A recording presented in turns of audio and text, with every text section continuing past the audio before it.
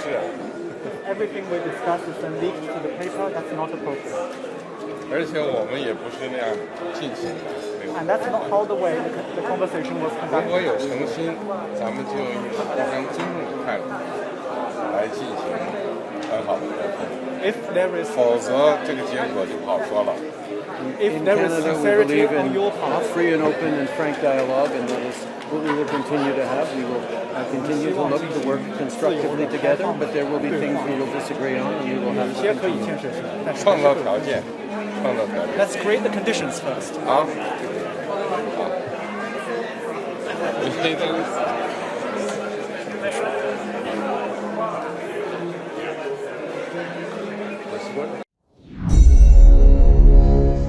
Sebagaimana yang diperkirakan banyak orang, maka KTT G20 menjadi ajang pernyataan politik. Salah satu buktinya, Trudeau dan Xi Jinping bersih tegang. Xi Jinping memarahi terang-terangan Trudeau, Perdana Menteri Kanada yang masih junior dalam urusan perang antar national interest, dengan polosnya mengatakan ke media apa isi pembicaraan berdua dengan Xi Jinping. Trudeau gak bisa mendem jeru, pamer, dan memang ini efek dari demokrasi ala Amerika yang sok-sokan freedom of speech, namun tidak memilih mana yang akan dibicarakan keluar ke publik. Di Kanada, Tiongkok memang sedang ditekan. Anti-Tiongkok atau xenophobia bukan di orang Cinanya ya, atau Tionghoanya ya, tapi xenophobianya adalah negara Tiongkok yang komunis itu yang ditakuti, karena Tiongkok menggunakan taktik dagang untuk menaklukkan ekonomi Kanada. Prakteknya merugikan Kanada dalam jangka panjang itu sudah terbukti, dan semua itu terasa setelah 10 tahun menjalin kerjasama terutama dengan BUMN Tiongkok atas nama pembangunan pelabuhan dan jalanan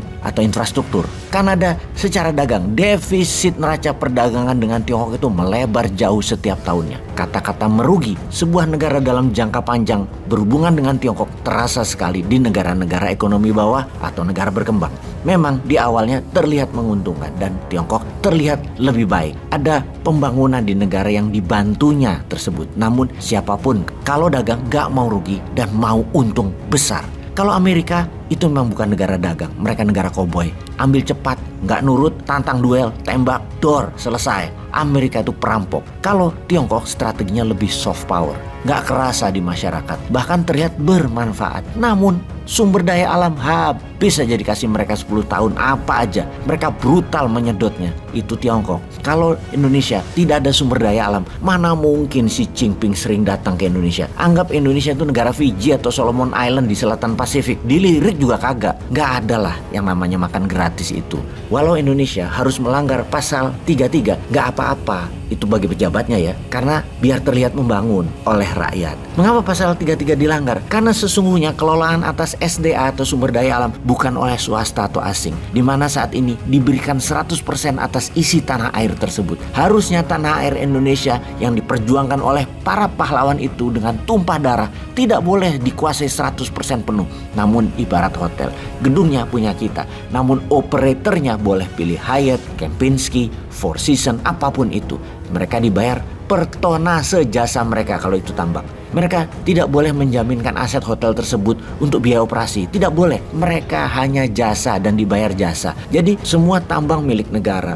Pengusahanya hanyalah jasa pengambilan dan pengolahan. Hanya dibayar fee. Dan hasil akhir 100% milik Indonesia. Tembaga atau koper, emas, platinum, minyak dan gas, palladium, aluminium dan lain sebagainya. Semua hanya jasa yang dibayarkan atas proses, mulai dari tambang, smelter hingga refining atau pemurnian, di mana produk akhirnya kembali milik Indonesia. Itulah mengapa Newmine akan mendirikan SKK Minerba sebagai BUMNK, Badan Usaha Milik Negara Khusus Mineral dan Batu Bara. Hasil akhir tadi, mineral dibagi atas mineral produktif seperti komoditi, juga mineral strategis dan mineral vital. Mineral strategis seperti logam mulia bisa sebagai underlying cetak duit rupiah. Mineral vital seperti uranium, thorium sebagai alat tekan atau deterrent, dan logam tanah jarang sebagai alat tawar atau bargaining power. Hal ini bukan perubahan usulan tadi, tapi hal ini menambah pada sektor pendapatan negara serta kekuatan ekonomi negara. Sehingga